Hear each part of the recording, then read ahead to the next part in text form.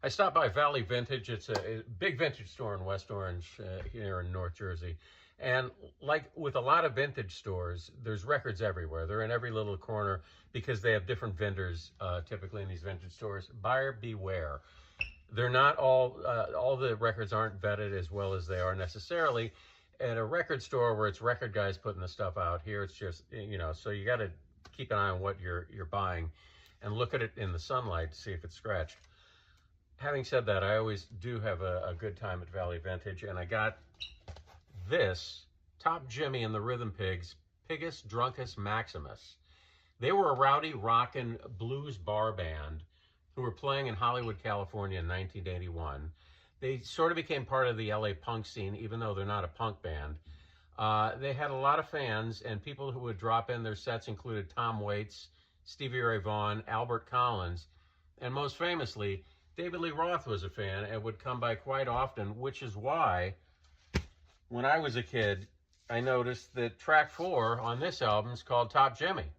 Now, back in 1983 when this came out, there was no internet. I wasn't going to drive to a big library to look it up. You just kind of had to figure it out on your own. I assumed based on the lyrics and maybe something I read in Rolling Stone, maybe a review of the album, that Top Jimmy played a bar in LA somewhere. It was a bar band. Well, I was right, and I can't believe it's taken me this long to find it. Not that I was really looking aggressively for it. I just happened to be flipping through. I'm like, oh my God, is this the Top Jimmy? I remember as a kid hearing Van Halen sing about it. Is I looked and he's from LA, so it had to have been. Anyway, became part of the punk scene. He had these famous guys dropping in. David Lee Roth put the song on the album, wrote a song about him on their album 1984. And I guess no one cared because this, as far as I can tell, this album did not sell very well. I've never seen it in the bins. And he and Dave actually hung out, and he bartended too, Top Jimmy. And they were talking about doing a country album, an album of country covers, which never materialized. And so this record didn't come out. It was recorded in '83. It didn't come out until '87. And, I would think that being on one of Van Halen's biggest albums, name checked, and a song about you would result in some sales. Maybe it did regionally. From what I've read about the guy, he never busted out of the regional success he had in LA. He got his name from working at Top Taco in Hollywood, selling tacos, and he was also a part-time roadie for the band X. So it's pretty decent. If you like early Fabulous Thunderbirds on Chrysalis, maybe in that same vein, the T-Birds were better, but this is a decent record, and I'm glad to finally close the chapter on that. I got these two records also from Valley Vintage, Sound Blast and Soundproof by Ferrante and Teicher. They were a couple guys who went to Juilliard and met there in the late 40s. They would do piano duet concerts and albums of stuff like show tunes like Jerome Kern and Cole Porter and George Gershwin, as well as classical music in larger venues with an orchestra. But they were also intrigued by the avant-garde ideas of John Cage and what he was doing with what was called treated piano. John Cage would shove things like metal and wood and glass in between the piano strings to give it a treated sound. Well, they started doing the same. It produced a bizarre sound that sounded almost electronic and percussive and spacey. This was before they had a lot of options for electronic effects in the studio. And they recorded these two albums. Sound Blast, let me see, this came out in 1955.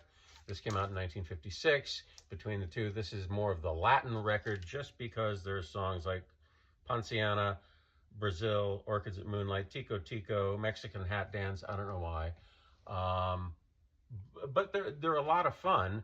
And at the time, from what I've read, they appealed to people who were hi-fi enthusiasts. Later, they appealed to people who were into the lounge scene or space age pop or exotica. They're kind of like Moog records years before Moog records were invented. So, highly recommended. And in between these two, this came first. They did a Christmas record and then released this. The Christmas record I'm trying to find right now for a decent copy, it's like $110. There's only there's 5 available online on Discogs of their Christmas record in the United States, and the cleanest copy is like $110, so I don't know. we'll see. I'll keep an eye on it. And finally, in another addition to the surf collection, I have 2 whole boxes on the floor of surf records, which are fun to pull out during the summertime. I think it's a little weird to play them in the wintertime. Kind of like Christmas records you don't play in the summer. The original Safaris, California Surf Band, tons of reverb, heavy guitar instrumentals. This came out in 1965. Now, you might be thinking Safaris, the song Wipeout. The Safaris did do the song Wipeout in 1963, not these Safaris. Apparently, there were 2 Safaris in Southern California recording at the same time. There was a lawsuit, and the band with the song Wipeout won the lawsuit, so they had to go, this band had to go buy the original Safaris, because apparently they had, the band had been put together a little earlier. So they were the older of the 2, but the other one had the hit, so they had a little more clout in court, I guess. I don't know. So that's it. Thank you.